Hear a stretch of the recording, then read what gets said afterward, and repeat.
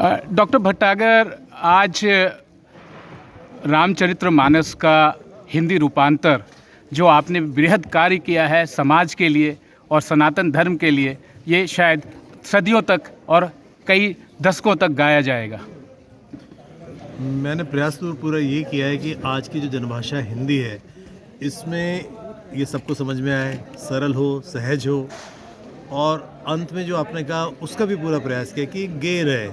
तो जैसे कहते हैं कि the proof of the cake is in proof of the pudding is in test.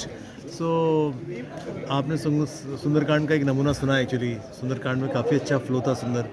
उम्मीद है बाकी कांड भी जब कभी संपूर्ण अखंड रामायण जब बनाएंगे एक्चुअली ना, तो इतना सुंदर फ्लो रहेगा। और ये जो पुस्तक लिखने का जो प्रक्रिया था वो 2-2.5 साल से तो कार्यरत आप इस पे थे, लेकिन विचार आपको इसके लिए कब आया और कैसे प्रेरणा हुई जो आप बताना चाहें? दरअसल ये कोविड समय था, जबकि है ना थोड़ा सा समय मिल रहा था।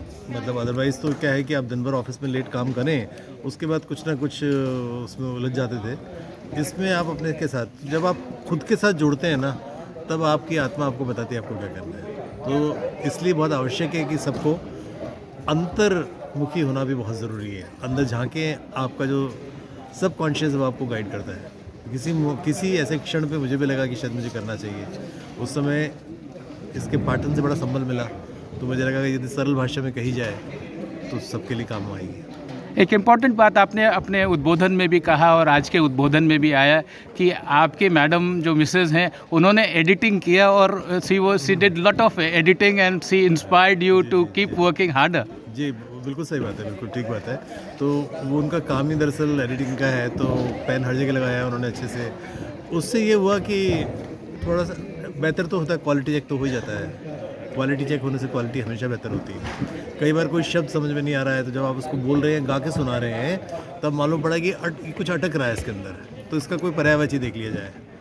और मेरे साथ जो एडवांटेज थी, आज के युग में तो जो हिंदी है बड़ी, क्या कहा जाए, बड़ी खुली हिंदी, इसमें और भाषाओं के शब्द भी मिल जाते थे। कहीं हमने थोड़ा बहुत बोलचाल की उर्दू भी इसमें लगाई है, कहीं हुआ तो बिल्कुल शुद्ध हिंदी भी लगी है। ऐसे शब्द भी आए जिनसे समझ में आ जाता है, उनका बड़ा सहयोग रहा है। आज के इस प्रोग्राम में आपकी माताजी भी शरीक हुई और भारत के रक्षा मंत्री राजनाथ सिंह जी ने और आपको और आपके पूरे परिवार को बहुत भूरी आप लोगों की बड़ाई की और आपको आशीर्वाद भी दिया उन्होंने।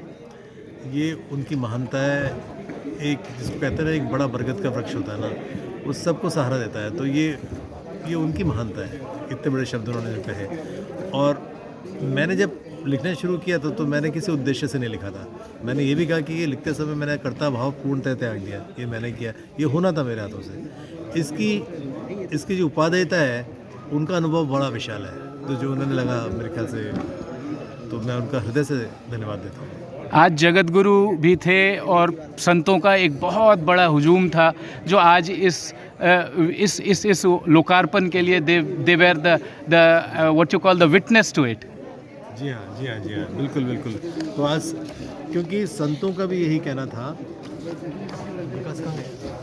संतों का भी मानना यही था कि आज की सरल भाषा में, आज की जनभाषा में यदि रामचरितमानस कही जाए, तो मानस के बारे में जो ये इंटरनेट पे जो जीव पैदा होकर कुछ उल्टा सीधा कहते हैं बिना पढ़े, तो उसका उत्तर जनता देगी। हिंदी सबको समझ में आती है, आपको हमको सब किताब पढ़ेंगे समझ में आएगी, तो इसका अर्थ समझ में आएगा। एक आखिरी सवाल, आप इस पुस्तक के माध्यम से सनातन धर्म के लिए, हिंदू धर्म के लिए, रामचरितमानस के लिए एक क्या आयाम देखते हैं? ये जो ट्रांसलेशन सरल हिंदी भाषा में आज उपलब्ध है, और अब ये एक, जैसे संजय शेरपुरिया जी कह रहे थे कि अब ये पूरे रीजनल लैंग्वेजेस में भी ट्रांसलेशन में आसान होगा, और भारत के बाहर के जो लैंग्वेजेस हैं आज के उद्बोधन में वो भी बातें आई। श्री रामचरितमानस का तो बहुत बड़ा स्थान है सनातन धर्म के आज के कलेवर में।